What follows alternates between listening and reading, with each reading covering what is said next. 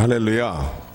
어떤 사람이 대대로 조상 대대로 내려오는 집에 들어가서 이제 살게 됐다고 합니다. 그래서 조상들이 살던 그 집을 이제 물려받고 그 집에 들어가 살게 되었는데 그 집 식당 한 귀퉁이에 그림 하나가 늘 걸려 있었습니다. 그런데 워낙 먼지가 쌓여 있고 때에 찌든 그런 그림이라서 별 관심 없이 이제 그 그림을 대했는데 그냥 버릴까 하는 그런 마음이 들었어요. 너무나 지저분해 보이고 그래서 그런데 그래도 조상적부터 내려오는 그림이 아니냐라는 생각이 들어서요. 화랑에 가서 이 찌든 때 먼지를 털고 찌든 때를 벗기고서 다시 그냥 그 자리에 걸어두자라는 마음을 가지고 화랑의 그 그림을 가져갔다고 합니다. 근데 화랑의 그 주인이 이제 그 그림을 찌든 때를 지우고 청소하는 과정 가운데 그림이 저 선명하게 드러나기 시작하니까 깜짝 놀라는 겁니다. 아니 이거는 18세기에 유명한 화가가 그린 그림 원본이 아닙니까? 그래서 깜짝 놀라면서 그 그림이 정말 가치 있는 그림이라는 사실을 그 사람에게 알려주게 되었고 그 그림은 거의 그걸 호가하는 걸작이었기 때문에 비로소 이제 그동안 무시를 당했지만은요 빛을 발하게 되었다라는 그런 이야기가 있습니다. 우리 인생도 마찬가지입니다. 하나님께서요 저와 여러분들을 하나님의 형상대로 지으셨고 예수 그리스도 안에 저와 여러분들을 부르실 때 저와 여러분들을 향하신 하나님의 선하신 계획이 있고 하나님의 크신 계획이 있습니다. 할렐루야.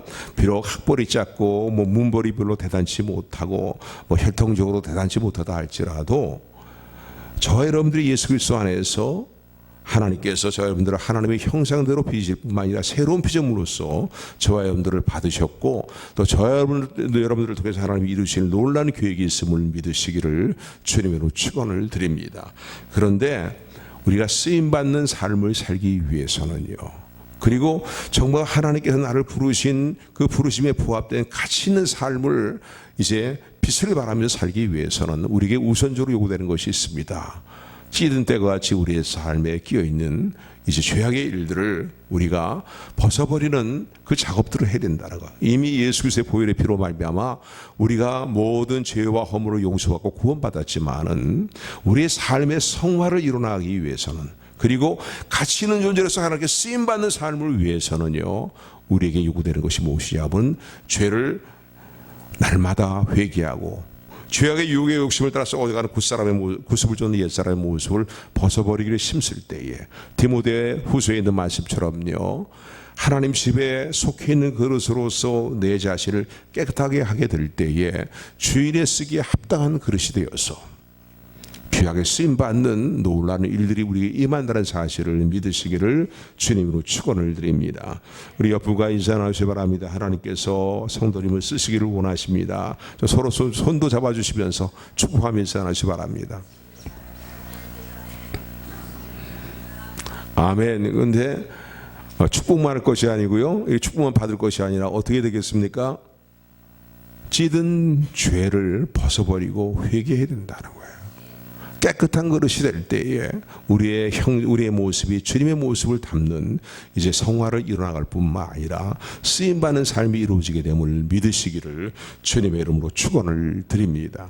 아멘. 그래서 오늘 제목을요 다윗이 허물이 많았음에도 불구하고 다윗이 우리가 다른 사람이 아니에요. 우리가 똑같은 성정을 갖고 있는 사람이기 때문에 똑같은 인간이었기 때문에 다윗에게 생애에서요 성경은 다윗의 허물을 숨김없이 우리에게 그대로 알려주고 있습니다. 그럼에도 불구하고 다윗이 하나님부터 버림을 당했습니까? 하나님 버리지 않으셨어요. 그 다윗을 붙들고 끝까지 다윗을 통해서 영광을 받으시고 끝까지 다윗을 사용하시고 그리고 다윗에게 복을 주셨음을 기억하시는 저 여러분들이 되기를 소원합니다. 그래서 제목을 다윗이 끝까지 하나님께 쓰임받은 이유 또 다윗에게 끝까지 하나님께서 복을 주신 이유가 무엇인가라고 이제 제목들을 이렇게 정하고 오늘 이 주제에 맞추어서 말씀을 함께 살펴보면서 오늘 우리에게 말씀하시는 주의 음성을 믿음으로 붙들고 순종의 믿음으로 아멘하는 저 여러분들이 되기를 주님의 이름으로 축원을 드립니다. 오늘 이 11장에 보게 되면 사무엘하 11장의 말씀 보게 되면 다윗이 이스라엘의 왕으로 세워졌어요. 하나님의 놀라운 은혜로 말미암아 하나님이 정하신 때가 되었을 때에 사울 왕의 가문의 이제 그 후계자는 요나단인데, 그러나 사울 왕의 또 다른 사울 왕의 아들들이 있었음에도 불구하고 통합 이스라엘의 왕으로서 세워진 사람은 바로 다윗입니다. 오래전에 사무엘이 그에게 기름을 붓고 그를 축복했던 것처럼 하나님이 내정하신 대로 하나님이 정하신 때가 되니까 이제 다윗이 통합 이스라엘 나라의 왕이 되었습니다. 그런데 오늘 11장에 보니까 그가 왕으로 즉위하여서 이제 많은 선한 치적들도 있지만은요, 그가 행한 아주 다윗의 생애에 있어서는요 치명적인 잘못이다라고 말할 수 있는 그 허물이 엄청난 죄의 내용이 오늘 11장에 기록이 되어 있습니다. 그 내용은 어떤 내용인가? 우리 잘 알고 있는 내용인데 자신의 부하들은 전쟁터에 나가서 전쟁을 치르고 있는데 나라가 어느 정도 안정이 된 상태가 되었으니까요, 다윗이 자신은 전쟁에 나가지 않고 그리고 이제 왕궁에 머물러 있었습니다. 그러다가 이제 베란다라고 얘기하기는 좀 그렇고 이 옥상이라도 할 수 있겠죠. 뭔가 이게 사방을 둘러볼 수 있는 그런 이제 왕궁의 그 옥상에 올라가서 이제 성읍을 쭉 내려다 보니까요, 한 가정이 눈에 들어오는 거예요.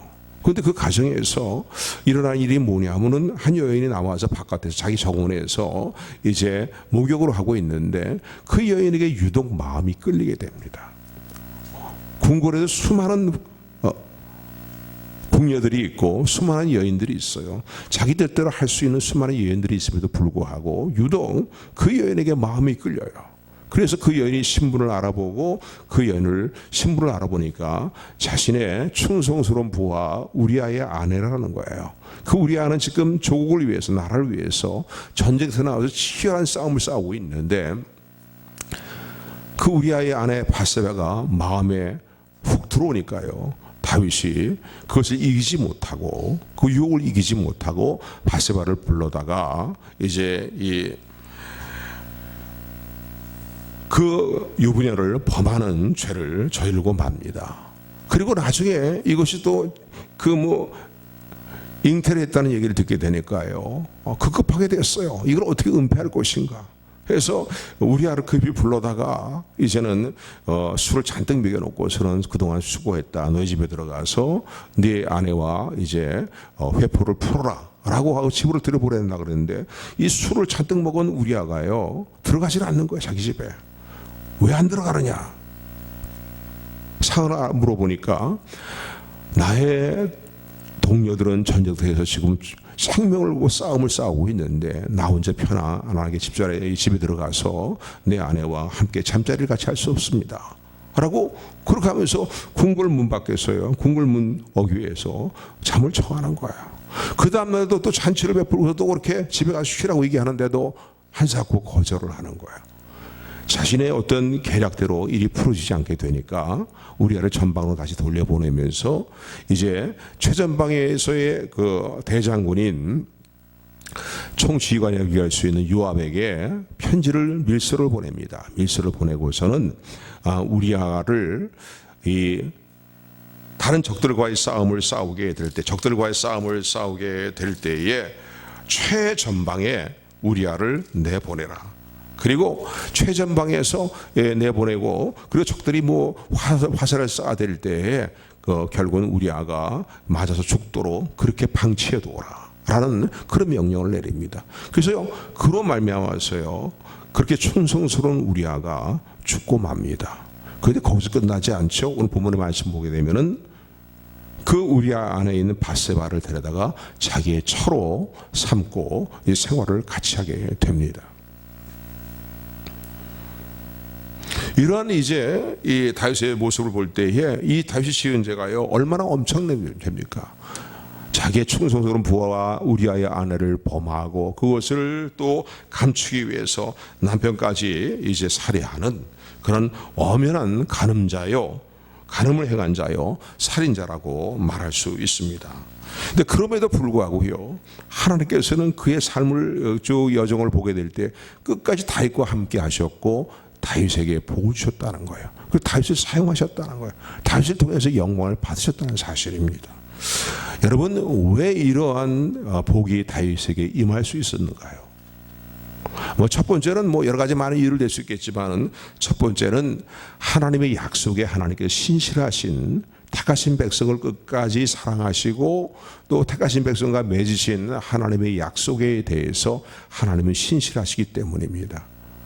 그래서요, 그렇게 무지막지한 죄악을 범했음에도 불구하고 하나님은 다윗을 버리지 않고 포기하지 않았어요. 여러분, 하나님의 사랑은 우리 인간과의 사랑과의 차이가 있다는 사실을 기억하시는, 엄청난 차이가 있다는 사실을 기억하는 저 여러분들이 되기를 소원합니다. 우리 인간이 갖고 있는 사랑은요, 조건적이에요. 조건이 맞지 않으면요, 등을 돌리고 버려버리고, 조건이 맞지 않으면 외면해버리고 맙니다. 그런데 하나님의 사랑은 무조건적인 사랑이라는 사실을 기억하시기를 주님으로 축원을 드립니다. 그래서 성경은 뭐라고 얘기합니까? 우리가 태어나기 이전부터, 아니 세상을 창조하기 이전부터 하나님께서 우리를 예수 그리스도 안에서 택하셨고 흠없는 하나님의 백성으로 자녀로 삼기 위해서 예정하셨다는 거예요. 할렐루야. 그리고 독생 성자 예수님이 이 땅에 오셔서 십자가에 죽는 자리까지 나가는 그 모든 고난과 고통을 다 참고 인내하심으로 말미암아서 저 여러분들을 구원하도록 하셨다는 사실을 기억하시는 저 여러분들이 되기를 소원합니다. 할렐루야. 그래서 얼마 전에도 신방 가면서 어느 가정에서 그런 말씀을 전했지만은요, 하나님의 사랑을, 그리스도 예수의 사랑을 끊을 수 있는 것은 아무것도 없다고 성경은 단언하고 있습니다. 할렐루야. 누가 우리를 그리스도의 사랑에서 끊으리요? 환난이나 기근이나 적신이나 위험이나 칼이랴. 누가 우리를 그리스도 예수 안에서 우리를 사랑하시는 하나님의 사랑을 끊을 수 있겠냐는 거예요. 현재이나 장래이나 사망이나 생명이나 죽음이나 높음이나 어떠한 피조물, 어떤 사건, 어떤 일도 예수 그리스도 안에서 우리를 사랑하시는 하나님의 사랑에서 우리를 끊을 수 없다는 사실을 성경은 분명히 말씀합니다. 그러므로 다윗의 생애에 있어서 끝까지 하나님께서 복을 주시고 은혜를 거두지 않은 이유는 무엇입니까? 하나님 약속에 신실하신, 택하신 백성을 향하신 사랑의, 택하신 백성을 사랑하시는 하나님의 사랑이 영원한 사랑이고 변함이 없는 사랑이라는 사실을 기억하시는 저와 여러분들이 되기를 소원합니다. 또한 사무엘하 7장 14절 15절의 말씀 보면은 하나님께서 다윗에게 주신 약속의 내용이 기록이 되어 있습니다. 다윗이 하나님 앞에 성실한 마음을 가지고서 이제 자신은 백향무로 지은 궁궐에 있는 것을 보면서 하나님의 법궤는 요즘 말로 얘기하면 텐트죠. 큰 천막, 텐트기라 성막이라고 얘기하는데 성막 안에 있구나. 그러니 하나님의 임재의 상징인 그 성전을 내가 지어서 법궤를 거기에 모셔야 되겠다는 마음을 갖고 이제 성전을 잘 지으려는 마음을 갖게 됩니다.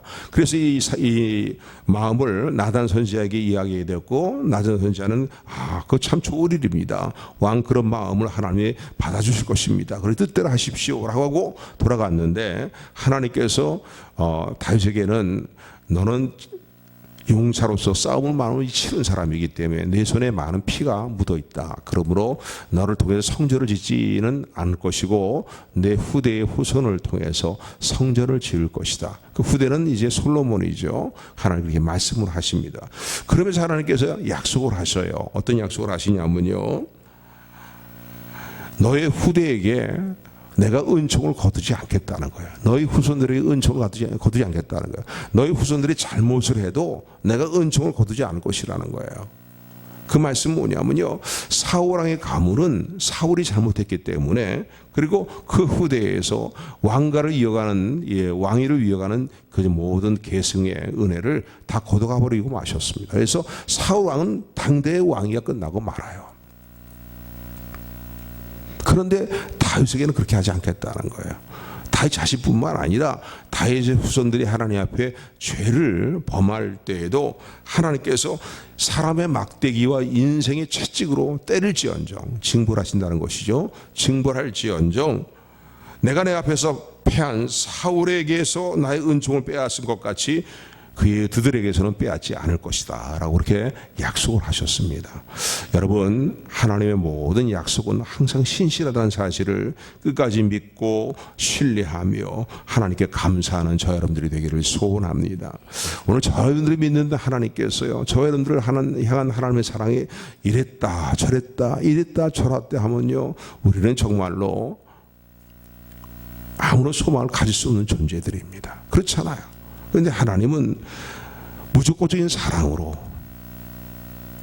예수 그리스도 안에서 그걸 아가페 사랑이라고 표현하죠. 우리를 사랑하신다는 사실을 기억하고 이 하나님의 신실하심과 하나님의 사랑하심에 참으로 감사하는 저 여러분들이 되기를 소원합니다. 그래서 다윗의 생애에도요, 하나님 끝까지 복을 주시는 거예요. 다윗을 통해서 또 영광을 받으시는 것입니다. 그런데 다윗이 이런 죄를 짓게 되었을 때에 정말로 사악한 죄악이라고 볼 수 있겠죠. 오늘 본문의 말씀 보면 두 번씩이나 네가 하나님을 업심여기고 업심여겼다고 하나님 그렇게 말씀을 하십니다. 업심여겼다는 건 뭐예요? 하나님의 말씀을 경홀히 여겼다는 거예요. 경홀히 여기고 그리고는 내 충성스러운 부하 우리아의 아내를 취하고 그것도 그로 끝이지 않고 내 죄를 은폐하기 위해서 그 우리아까지 모살해서 죽였느냐요. 하나님이 그렇게 말씀합니다. 이런 행동이 내가 너에게 한 말들을 내가 경홀히 여기지 않는다면, 하나님 주신 십계명도 있잖아요. 하나님 말씀을 경홀히 여김으로 말미암아 행한 일들이 아니야 이거예요. 입술로는 오늘도 저와 여러분들도요, 입술로는 하나님을 잘 존경하고 하나님을 경외하지만은 우리의 삶의 행위에 있어서 하나님 말씀을 경홀히 여기고 행하는 일들은 없는가를 다시 한번 돌아보는 이 아침이 되기를 주님으로 축원을 드립니다. 이런 죄를 저지른 다윗이지만요, 하나님은 그래도 한 1년 동안 오래 참으셨다라고 생각해 볼 수 있습니다. 한 1년 동안의 1년 정도의 시간이라 볼 수 있겠는데 하나님은 침묵하시며 참으셨습니다. 침묵하고 계셨던 이유는 무엇일까요? 자신이 죄를 지은 죄에 대해서 다윗이 깨닫고 뉘우치고 이제 회개함으로 하나님께 나오기를 기다렸다라고 말씀할 수 있습니다. 오늘도 저 여러분들이요, 하나님 말씀에 불순종하고 죄악의 온갖 죄악과 일들 가운데 우리가 죄악에 찌들은 그런 삶을 살아간다 할지라도 어떤 때는요, 하나님이 기다려 주십니다. 그러니까 하나님께서 우리에게 이제 행하시는 우리의 죄악에 대해서 우리를 대하시는 첫 번째 단계가 무엇이냐면 침묵하시면서 기다려 주시는 거예요. 내가 하나님의 뜻에 어긋나는 삶을 살고 있음에도 불구하고 아무런 일이 일어나지 않는다. 여러분 절대 거기에 대해서 방심하거나 거기에 대해서 여러분들 하나님이 이것도 용납하시는가 이런 착각에 빠지지 않기를 주님으로 축원을 드립니다. 기다리고 계시는 거예요. 저 딸이 언제 회개하고 돌아올 것인가? 저 아들이 언제 회개하고 나그로 나올 것인가? 그러니까 하나님은 우리를 매우 인격적으로 대하십니다. 그런데 여전히 다윗은요, 회개하지 않고 시간들을 보내고 있는 거예요. 그러니까 하나님이 참다 못하셔서 마침내 하나님의 사람을 보냅니다. 그 하나님의 사람이 누굽니까? 나단이에요. 나단 선지자를 보내서는요, 나단을 통해서 말씀으로 다윗을 경책을 하십니다. 그러니까 오늘 우리가 믿음 생활하다 보면 하나님께서 축복의 말씀과 위로의 말씀을 우리에게 많이 말씀하시죠. 대개 하나님은 축복의 말씀과 위로의 말씀을 먼저 우리에게 많이 말씀하십니다. 기도할 때도 내가 너를 사랑한다 라고 먼저 말씀하시면서 이제 우리에게 말씀하신 경우가 얼마나 많습니까?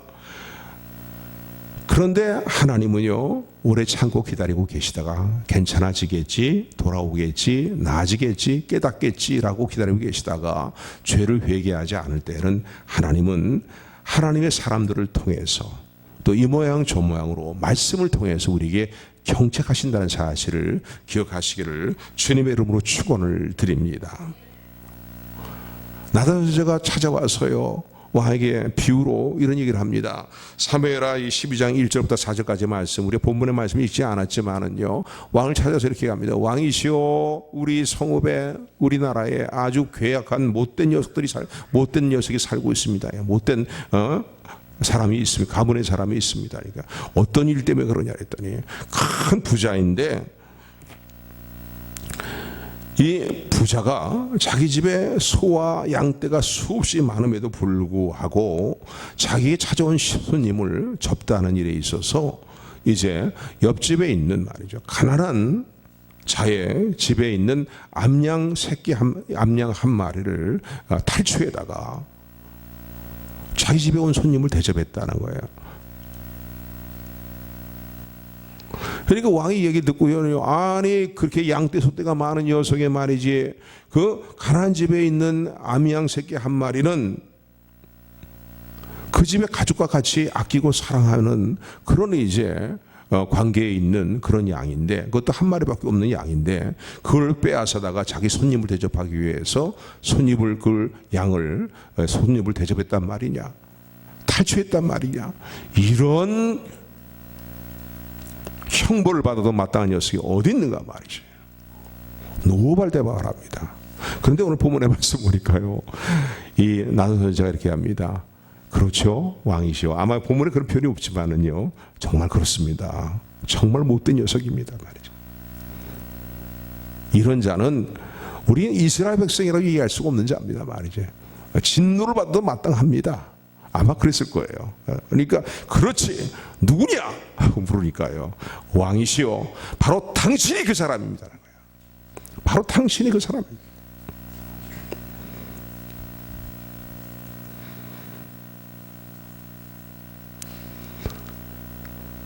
다윗의 마음에 큰 찔림이 왔습니다. 비유로 말씀을 했지만은요, 자기 궁궐에는 얼마나 자기 뜻대로 할 수 있는 많은 여인네들이 있습니까? 그런데 그것도 충성스러운 부하 우리아의 아내를 마음에 유혹이 된다고, 탐이 난다고 말이죠. 불러다가 그렇게 한 일에 대해서 얼마나 이건 신정국가의 왕으로서 하나님께 남다른 은혜를 더 많이 받고 살아가는 존재로서 이건 합당치 않은 일들이죠. 여러분 같으면 이런 상황에서 어떻게 행하시겠습니까? 만약 이런 상황이라면요, 때로는 우리가 믿음 생활하다가 말씀을 통해서 우리의 삶에 찔림이 될 때가 있습니다. 하나님은 우리를 통해서 말씀하신 하나님이기 때문에 침묵만 하고 계시는 것이 아니라 깨닫지 못하고 있을 때에는 말씀으로 임하시거든요. 이럴 때 어떻게, 여러분은 어떻게 처신하시겠습니까? 여러분이 지금 다윗 왕의 위치에 있다면 어떻게 처신하시겠습니까? 이걸 가리고 은폐하기 위해서 네가 무슨 말을 하냐, 말도 안 되는 그런 얘기를 하고 있느냐 말이지. 네가 나를 조롱하느냐?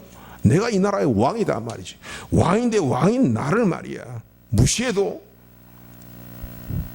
이렇게 무시할 수가 있느냐 라고 은폐하면서 저놈을 잡아다가 당장 죽여버려라 말이야. 제왕을 모독하는 행위를 했다고 죄를 은폐하기 위해서 자신이 갖고 있는 권력을 가지고 얼마든지 나단 선지자를 죽일 수 있는 위치입니다. 그런가 하면은요, 얼마든지 또 핑계 저 핑계를 댈 수 있겠죠. 뭔가 합리화를 시키면서 와요, 이 핑계 저 핑계를 댈 수도 있을 것입니다 말이야. 내가 그냥 그러지 않으려고 그랬는데 말이야, 뭐 여러 가지 이유를 댈 수 있겠죠. 그 여인네가 너무나 꼬리를 쳐서 말이야, 뭐 이런다든가 말이죠. 여러 가지 이유를 댈 수가 있을 것입니다. 그런데 오늘 본문은 우리 잘 알고 있는 것처럼요, 다윗은 하나님 앞에 이 말씀이 그냥 서치라이트 같이 말이죠, 자신의 어두운 물을 확 비춰 들어오니까 말이에요, 말씀의 빛이 임하게 되니까 말이죠, 가만히 있을 수가 없는 거예요. 그래서 성경의 말씀을 보게 되면은 뭐 시편 30편이라든가 시편 50편의 내용들은 다윗의 시 아닙니까? 아마 이때 이런 상황에서 하나님이 회개하며 통회하며 지었던 시가 아닌가라고 생각이 됩니다. 죄를 통회하면서 자복하면서 말이죠. 그러면서 심지어는 침상의 유가 다 적실 정도로 왕이 왕좌에서 내려와서 하나님 앞에 죄를 통회하면서 자복하면서 회개했다는 사실입니다. 여러분, 사울 왕과 다윗 왕의 차이점은 바로 여기에 있습니다. 둘 다 허물이 있는 존재라는 것은 다를 바가 없어요. 다윗 왕도요. 그렇잖아요. 사울 왕만 이렇게 허물이 있습니까? 하나님께 버린당할 허물이 있습니까? 아니에요. 근데 사울 왕과 다윗의 차이점이 있다면은요, 첫째는 하나님의 은혜 때문에 그렇고, 두 번째는 무엇이냐면은 하나님 앞에서의 정직함 때문에 그렇습니다.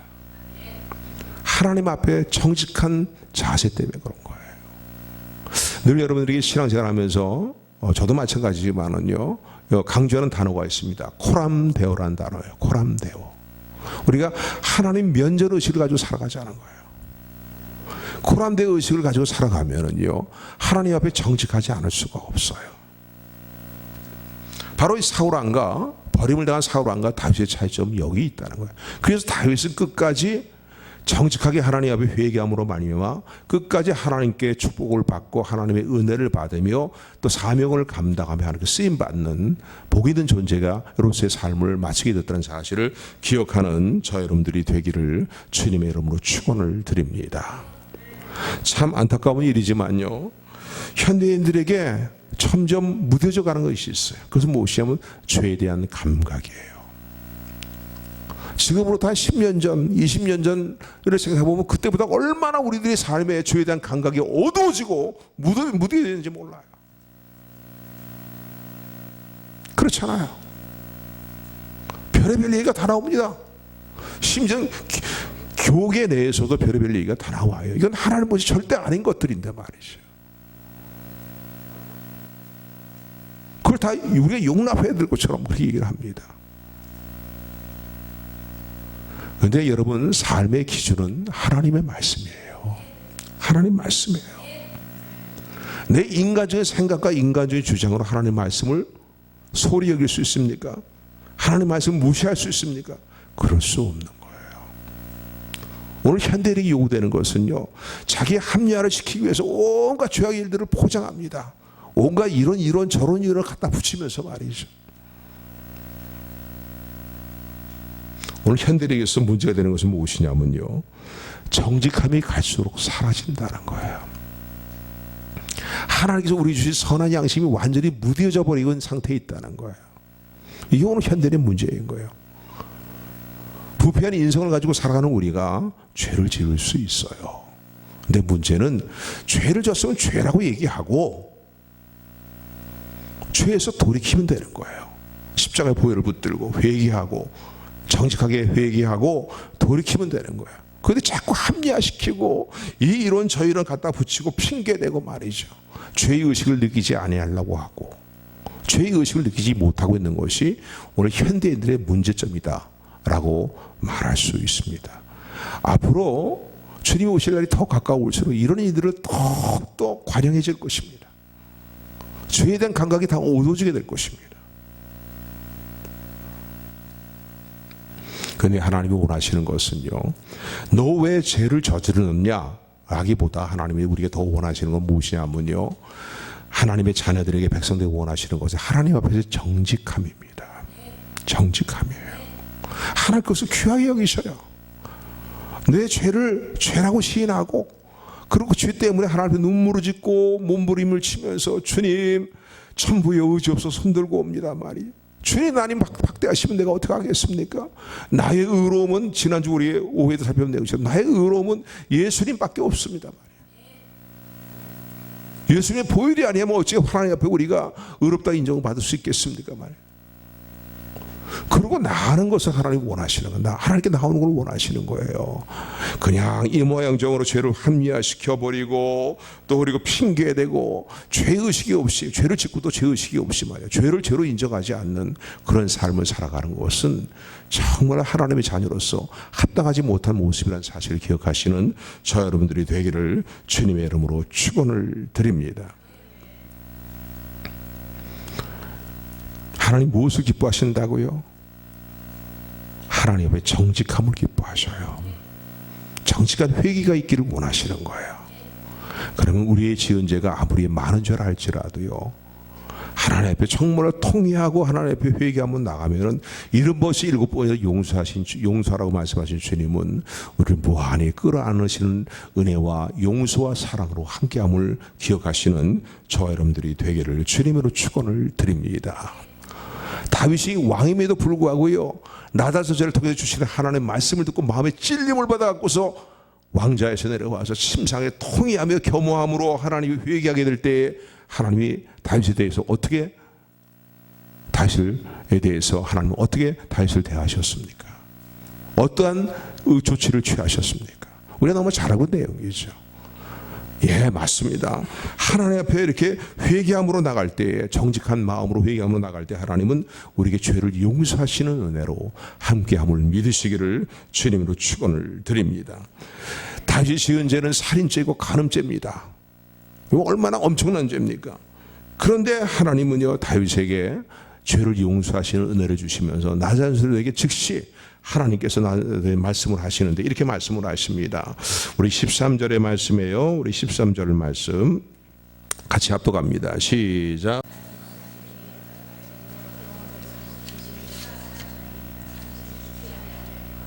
아멘. 다윗이요, 마음에 찔리는 말이가 그 자리에서 곧바로 그냥 말씀 동안 찔림이 오니까 곧바로 죄를 고백합니다. 내가 죄를 저질렀습니다. 맞습니다. 바로 그 존재, 그 악한 존재는 바로 납니다 말이에요. 죽어마땅한 존재는 바로 납니다 라고, 내가 하나님 앞에 죄를 지었나이다 라고 고백을 하니까 즉시 하나님의 응답이, 하나님의 은혜가 다윗에게 임합니다. 이 오늘 본문의 말씀을 보니까요, 이 나단수제를 통해서 어떤 말씀을 주십니까?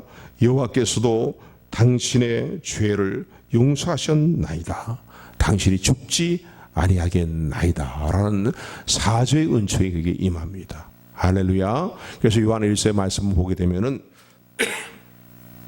우리가 하나님 앞에 우리의 죄를 고백하면은 하나님 미쁘시고 의로우사 모든 죄에서 우리를 구원하시고 용서하시고 구원하실 뿐만 아니라 우리를 정결하게 하신다라고 말씀합니다. 할렐루야. 곧바로 당신이 죄가 용서를 받았습니다. 죽지 않을 것입니다. 이거 죽을 죄거든요. 죽어도 몇천 번 죽어야 될 죄거든요. 더구나 하나님의 은혜를 남다리 받은 다윗이 또 신정국가의 왕으로 하나님께서 세우신 존재가 이런 죄를 범했다는 것은요, 죽어도 몇백 번 몇천 번 죽어야 될 죄이지만은 하나님이 당신이 죽지 아니할 것이라고 말씀합니다. 그러면서 사죄의 은총과 아울러서요, 하나님은 어떠한 은혜를 더 다윗에게 주시냐면은 사랑의 징계를 은혜로 주십니다. 징계라는 단어가 나오니까 여러분 좀 마음이 싸늘해지는 것 같은 느낌이 드는 것 같은데 그렇지 않아요. 하나님께서 하나님의 사랑하시는 백성들에게 행하시는 모든 일들은 사랑으로 우리 유익을 위해서 이루어주시는 일들이라는 사실을 기억하시는 저 여러분들이 되기를 소원합니다. 오늘 본문의 말씀 보면 이렇게 말씀합니다.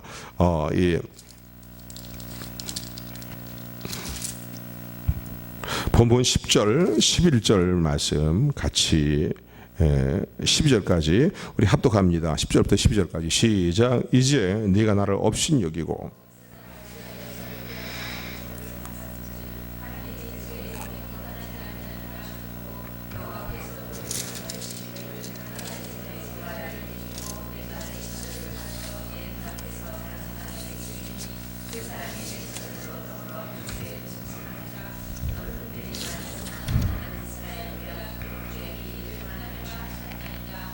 아멘. 이거 보면요, 마음의 한편으로는요, 두려워요, 그죠? 저도 목사지만 죄를 짓는 일이 많거든요. 죄를 짓지 말아야 되는데, 죄를 져도 된다는 얘기 아니에요. 목사님도 죄를 많이 짓는다 그러는데 나도 죄를 져도 뭐 별로겠고, 그렇게 생각하면 절대 그럴 분 한 분도 없죠? 없죠? 왜 아멘 안 해요? 아멘. 우리가 인간적인 연약함에 공감을 하기 위해서 제가 자꾸 이런 말씀을 드리는 거예요. 저도 이런 구절을 읽으면요, 마음이 서늘해져요. 야, 하나님이 사랑의 하나님인데 이제 다윗에게도 이렇게 대하셨으니까, 야, 죄를 지면은 하나님이 이렇게 싸늘하게 대하시는구나 말이죠. 이렇게 어비하게 대하시는데 어떡하나 말이야. 죄를 용서하시다 하면서도 너희 집에서 칼부림이 멈추지 않을 것이다. 너희 집안에서 말이야. 너희 집안에 재앙이 멈추지 않을 것이다. 뭐 회개해도 소용이 없네. 그런 마음을 가질 수도 있어요. 근데 여러분, 이 구절을 어떻게 생각하십니까? 사랑의 하나님께서, 물론 하나님께서 공의를 행하시는 일도 있어요. 공의를 행하시는 일도 분명히 있어요. 그러나 이 구절을 그냥 하나님의 공의로만 생각하지 마시고요, 공의도 생각하시되 하나님의 사랑의 조치라는, 하나님의 사랑에 우리를 대하시는 징벌이라는 사실을 기억하시는 저 여러분 되기를 소원합니다. 할렐루야. 실제로 다윗의 생애에 있어서 그 집안에요, 많은 어려운 일들이 임했어요. 이 사건 이후로요, 많은 어려움들이 있었습니다. 근친상간이 이루어지는가 하면 암논과 다말의 관계를 볼 때 그렇지요. 또 압살롬이요, 자기 이복 형제지만요, 암논은 형을 죽입니다. 이 다말 사건 때문에 형을 죽여요. 원한을 품고 있다가요. 그리고 멀리 도망갔다가 다시 불러들여서 돌아오긴 했지만 아버지에 대한 원한을 마음에 품고 있다가 반란을 일으켜요. 아버지 되었어요. 그러니까 이 집안에요 정말 칼부림이 일어나고, 그리고 뭔가 온갖 재앙의 일들이 일어났어요. 그런데 이것은 여러분, 하나님이 어떤 죄에 대한 어떤 심판으로서 행하신다고 우리 구절을 이해하시기보다는요, 하나님께서 우리를 성화되도록, 다윗을 더 성화되고 각성된 마음을 가지고 살아가도록 성화의 일들로, 성화의 과정으로 하나님께서 유도하시는 하나의 선하신 하나님의 섭리란 사실을 놓치지 말고 이해하시는 저 여러분들이 되기를 소원합니다. 이 구절 읽으면 회개도 상관이 없네, 소용이 없네, 뭐 이런 하나님의 심판과 재앙들이 그대로 임하는데, 그런 말씀, 그런 내용을 이해하기보다는요, 물론 하나님은 어느 정도 공의를 우리가 깨닫도록 하지만, 공의를 깨닫도록 하시는 이유는 무엇입니까? 이후로 우리의 삶이 더욱더 각성된 삶을 살도록 하시기 위함이에요. 우리의 삶의 성화를 이루어 나가도록요. 여러분 한번 생각해 보세요. 암논이 이복 여동생인 다말을 범하게 될 때, 그 사건을 들었을 때에 다윗의 마음에 어떤 마음이 들었겠습니까? 제일 먼저 들은 생각은요, 자신이 자신의 충성스러운 우리아의 아내를 취했던 이 아마 생각이 났을 것입니다. 그래서 그런 거면서 하나님 앞에 더욱더 겸허한 자세가 될 뿐만 아니라 또 하나님이 주시는 교훈들을 마음에 새기는 계기가 되었을 것입니다. 그래, 이런 부분에 내가 더욱더 각성된 삶을 살아야 되겠구나. 형제간에 다투고 싸우는 칼부림이 나는 모습을 볼 때에도 어떻습니까? 물론 어느 정도 하나님의 공의죠. 그러나 죄값으로 하나님이 심판하시는 게 아니라고요. 그걸 통해서 다윗으로 하여금 죄가 얼마나 무서운 결과를 가져오는가에 대한 각성된 마음을 갖게 하시고, 더욱더 성화의 과정으로 나아가도록 인도하시는 하나님의 은혜라는 사실을 기억하시기를 주님으로 축원을 드립니다. 그래서 저도요, 이 11장의 내용들을, 12장의 내용들을 읽으면서 특별히 10절, 11절의 말씀이 참 마음에 많이 걸렸었어요. 어쩌면 하나님이 이렇게 용서하신다고 하면서도 말이죠, 죄를 용서하지 않았다면 다윗의 생명을 거둬가셨어야 되는 거예요. 근데 이런 일들은 왜 일어나는가요? 하나님의 선하신 섭리 안에서 오늘 우리가 죄를 범했을 때 이런 일이 일어날 수도 있고요, 안 일어날 수도 있습니다. 여러분, 반드시 이렇게 되니까, 다시 이러니까 우리가 반드시 이런 일이 일어날 것이다, 그렇게 생각하시면 안 돼요. 그러나 한 가지 분명한 것은, 우리로 하여금 우리가 지은 죄와 허물에 대해서 각성된 마음을 가지고 더욱더 성화의 단계로 나가는 결단을 하도록 하시는, 각성된 깨어있는 결단을 하게 하시는 하나님의 사랑의 징벌의 조치라는 사실을 기억하시는 저 여러분들이 되기를 소원합니다. 할렐루야. 참 놀라운 것은요, 바세바와 계속 생활을 해나가면서 그 후에 이런 사건 이후에, 이런 사건이 암논과 다말의 사건, 그다음에 압살롬의 반란 사건 이전에 하나님은 또 어떤 일을 주시냐면요, 바세바는 우리 아내였던 여자잖아요. 그 아내의 관계에서 첫 아이는 하나님이 이 아이를 그냥 살려두면은 너에게 계속 어려움이 된다, 너의 왕의 어떤 명예라든가 나를 다스려 나가는 데서 이 아이가 걸림돌이 될 것이다, 그러니 내가 생명을 거둬갈 것이라고 그 아이는 거둬갔지만요, 다시 바세바의 관계에서 새로운 생명을 주십니다. 그 아들이 누굽니까? 솔로몬이에요. 그러면 하나님이 다윗을 버리신 겁니까? 버리신 거 아니잖아요. 그리고 오히려 솔로몬을 통해서 성전을 건축하게 하시는 놀라운 은총을 베푸신 것을 우리는 기억합니다. 더구나 솔로몬의 이름은 하나님이 사랑하시는 자다라는, 여디디아라는 그런 이름을 갖고 있어요.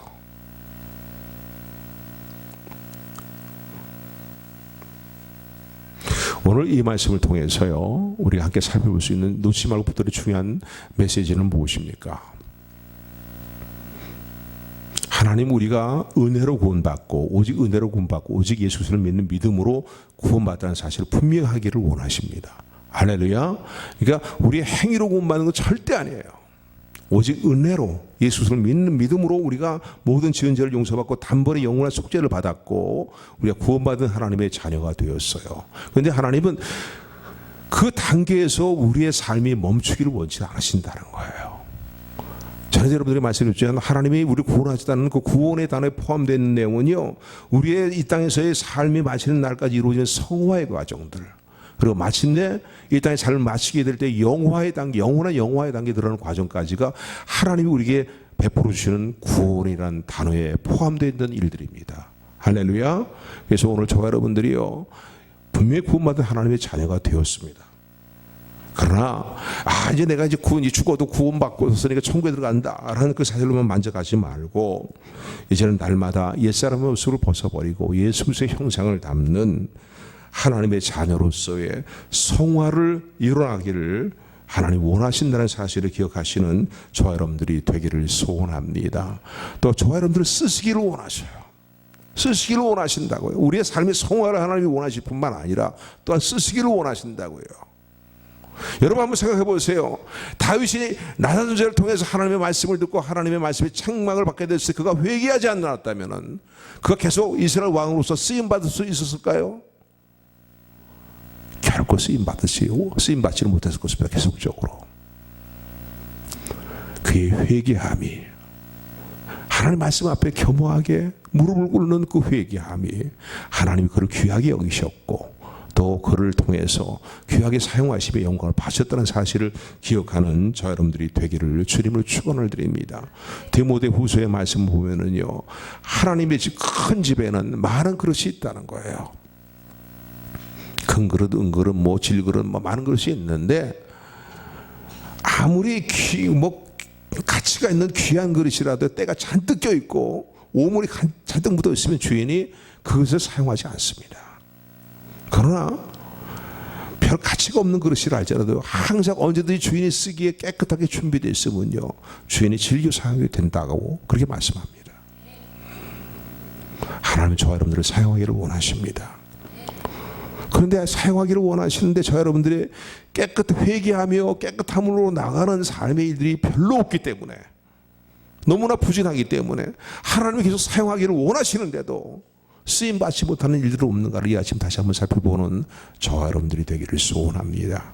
사랑하는 딸아, 사랑하는 아들아, 내가 너를 쓰기를 원하며 계속 너에게 복을 주기를 원하며 너를 통해서 영광을 받기를 원하며 너를 통해서 큰 일을 이루기를 원한다고 말씀하시는 주님의 음성 앞에서, 우리 삶의 성화와 거룩함을 원하시는 주님 앞에서 우리의 모습을 다시 한번 돌아보면서 죄에 대한 정직한 회개가 점점 무뎌져 가는 이 시대 가운데 하나님 앞에 정직한 마음으로 선한 양심이 날마다 하나님을 향해 나가는 삶의 결단이 있게 되기를 주님의 이름으로 축원합니다. 축원합니다.